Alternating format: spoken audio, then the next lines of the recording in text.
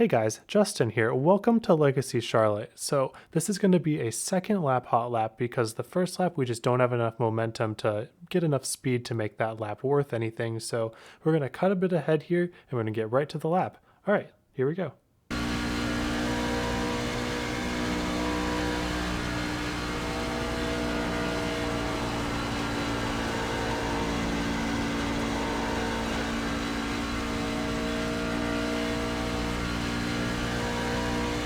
30.824.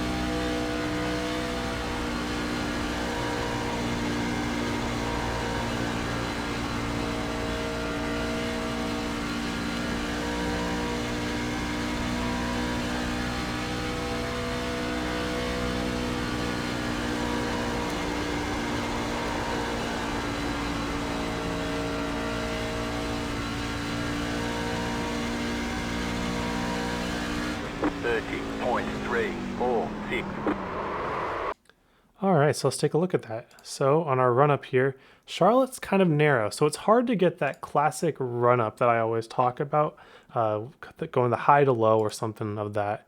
So what I'm just doing here is I'm just trying to hold as much throttle as possible without kicking the rears out. So if you can hear your tires, your rear tires specifically, then you're not keeping up the momentum that would be good for this sort of run up. Excuse me.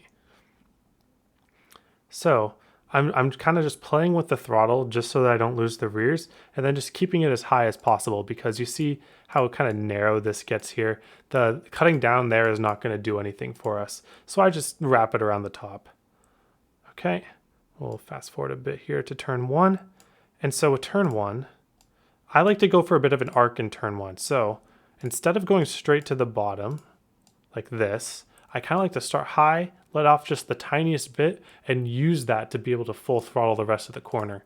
I found that if I enter too shallow in 1 and 2, then I have to wait a lot longer, and my straightaway really suffers.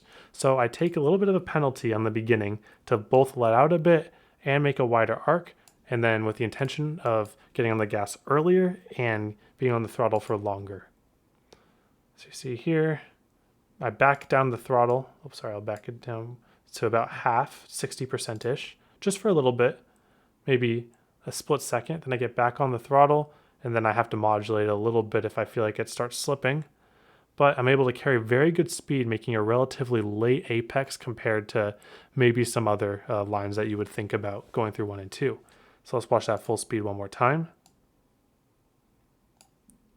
Full speed, slow-mo, I mean. So we lose a little bit of time going on the beginning of the corner, then we just do a little bit of a breathe out, then we get right back in, try to keep it full throttle, but probably modulate it just a little bit, but keep the momentum up, keep our wheel inputs the same pretty much the whole way through, and just let the car slide up right to the wall and carry all that speed down the backstretch. That gains us a couple hundredths on our previous record, and this lap was a little slower than my best, but I like that 1 and 2 so much I used this lap. Okay, so 3 and 4, again, we're going to be aiming for the bottom. I take it a little bit shallower than 1 and 2, just because I think that the exit is so narrow for 3 and 4.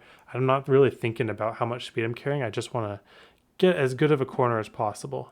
So I'm driving it almost all the way down, about halfway between the wall and the white line. I start backing down, blip out to about 80%, and just hold it there until the car wants to be on the white line. So what I'm talking about is if you were to force the throttle early here, then your car would start sliding up to the wall early, and that's not good because you might have to back out of the throttle on exit, and you're losing all that time sliding up. So what I do is I just hold that 90-ish% throttle until I feel the car make a tiny nudge back down the track. So there's two types of weights that the car could want to do. The car could want to slide to the wall, or the car would want to slide down the track. And then there's a point after entry where it's wanting to go up and slide up to the wall, and then in a split second it makes that transfer, that weight transfer, and now suddenly it wants to go down the track. And we're trying to time that point right in the middle to get back full on the throttle.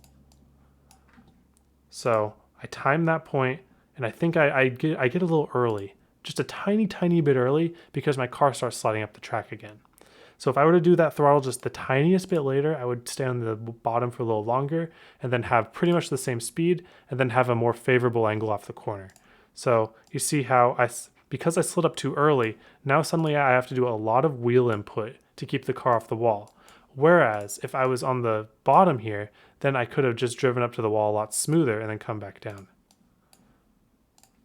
So that's what I could have improved a little bit here, and you see this translates to about 2/100ths time loss. So not the most in the world for sure, but there's definitely a difference, and I wanted to point out the difference between what just the tiniest little mistake in timing can do, and what to shoot for, and what you know how to fix it when something goes wrong. So in this case, slides up to the wall too quickly, so we wanted to wait on the full throttle just the tiniest bit longer.